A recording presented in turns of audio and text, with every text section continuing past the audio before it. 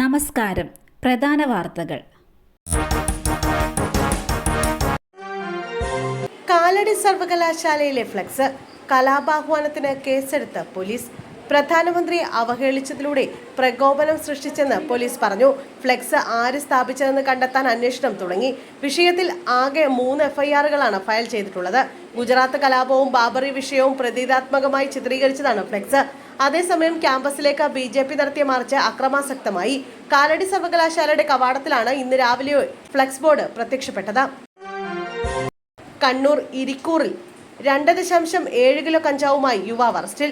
ഇരിക്കൂർ സ്വദേശി അബ്ദുൾ റഫാണ് എക്സൈസിന്റെ പിടിയിലായത്. ഇയാളുടെ വീട്ടിലാണ് കഞ്ചാവ് സൂക്ഷിച്ചിരുന്നത്. ഒഡീഷയിൽ നിന്നാണ് കഞ്ചാവ് എത്തിച്ചതെന്നാണ് മൊഴി. പ്രദേശത്ത് കഞ്ചാവ് വിതരണക്കാരിൽ പ്രധാനിയാണ് റൌഫെന്ന് എക്സൈസ് പറയുന്നു. അതിനിടെ മട്ടന്നൂരിൽ റോഡരികിൽ നിന്ന് കഞ്ചാവ് ചെടി കണ്ടെത്തി. മട്ടന്നൂർ തലശ്ശേരി റോഡരികിൽ കാനറ ബാങ്ക് ATMന് സമീപമാണ് കഞ്ചാവ് ചെടി കണ്ടെത്തിയത്. ഓടിക്കൊണ്ടിരുന്ന കാറിൽ നിന്നും പുറത്തേക്ക് തൂങ്ങി റീൽ ഷൂട്ടിംഗ്. അന്വേഷണം. തിരക്കേറിയ റോഡിൽ അപകടകരമായ വിധത്തിൽ യുവാക്കളുടെ റീൽ ഷൂട്ട്. എടവണ്ണപ്പാറ കൊണ്ടോട്ടി റോഡിൽ 5 കിലോമീറ്ററോളം ദൂരമാണ് 2 കാറുകളിലായി റീൽസ് ഷൂട്ട് ചെയ്തത്.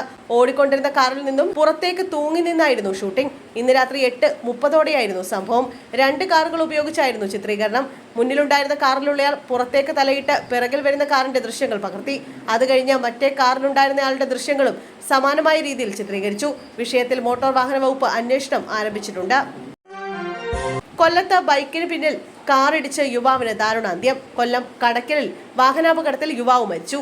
ആഴന്താക്കുഴി സ്വദേശി ശ്യാമാണ് മരിച്ചത്. ശ്യാം സഞ്ചരിച്ച ബൈക്കിന് പിന്നിൽ അമിത വേഗതയിലെത്തി കാർ ഇടിക്കുകയായിരുന്നു. ഗുരുതരമായി പരിക്കേറ്റ ശ്യാമിനെ കടക്കൽ താലൂക്ക് ആശുപത്രിയിലും തുടർന്ന് കടക്കലിലെ സ്വകാര്യ ആശുപത്രിയിലും പ്രവേശിപ്പിച്ചെങ്കിലും രക്ഷിക്കാനായില്ല. അപകടശേഷം നിർത്താതെ പോയ കാർ കാര്യത്തിന് സമീപം പോസ്റ്ററിടിച്ച് നിൽക്കുകയായിരുന്നു. കോഴിക്കോട് പാക് പൗരത്വമുള്ളവർ രാജ്യവിടണമെന്ന് ആവശ്യപ്പെട്ട് നൽകിയ നോട്ടീസ് പിൻവലിക്കും.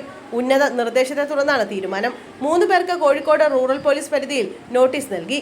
ഉടൻ നോട്ടീസ് പിൻവലിക്കുമെന്ന് പോലീസ് പറഞ്ഞു. കൊയിലാണ്ടിയിൽ താമസിക്കുന്ന പുത്തൻപുരയിൽ ഹംസ, വടകര സ്വദേശികളായ 2 പേർ എന്നിവർക്കാണ് രാജ്യം വിടാൻ ആവശ്യപ്പെട്ട് നോട്ടീസ് നൽകിയിരുന്നത്. പാകിസ്ഥാനിൽ നിന്ന് വന്ന് ഏറെക്കാലമായി നാട്ടിൽ കഴിയുന്ന ഇവർ ഇന്ത്യൻ പൗരത്വത്തിന് അപേക്ഷ നൽകി കാത്തിരിക്കുന്നവരാണ്.